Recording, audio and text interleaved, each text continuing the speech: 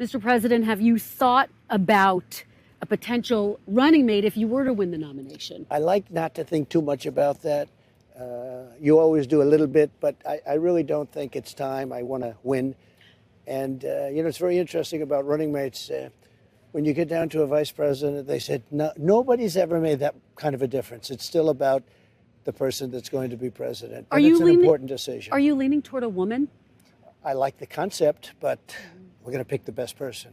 But I do like the concept, yes. A lot of people noticed when Governor Noem endorsed you, there were Trump Noem signs. Do you have your eye on her? I do. I think she's fantastic. She's been a great governor.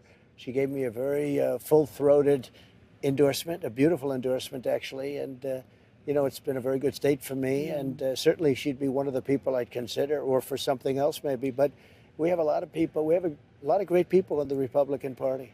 Can I ask you a question? I don't think you've ever gotten this question, but it's been reported that you left a note for President Biden when you left office. It's true. It's true? Yeah. What, can you give us this little sense of what you said? It's interesting. He actually said it's up to me to do, and I actually think it's up to him to do. I left him a note. I think it was a nice note. I took a lot of time in thinking about it. I'd love him to do a great job, even if it was very bad politically. What do you make of the age issue? Should there be an age limit to running for president? No, but there should be a competency. I'm all for the test. I took a test 3 years ago, and as the doctors said, and it was in front of doctors and a whole big deal at Walter Reed, which is an incredible place, and I aced it. I got everything right. I'm all for testing. I frankly think testing would be a good thing. A lot of people say it's not constitutional to do it, but I would be for testing to make sure everyone's just fine.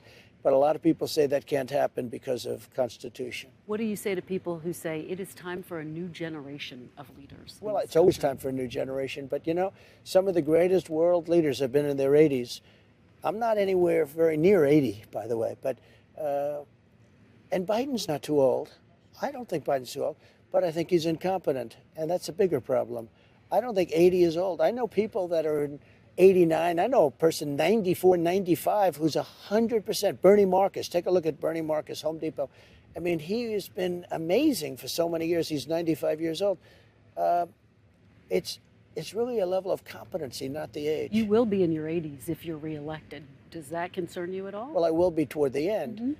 No, because my father lived much longer than that. My mother lived much longer than that. So genetically, that's a good thing. Thanks for watching. Stay updated about breaking news and top stories on the NBC News app or follow us on social media.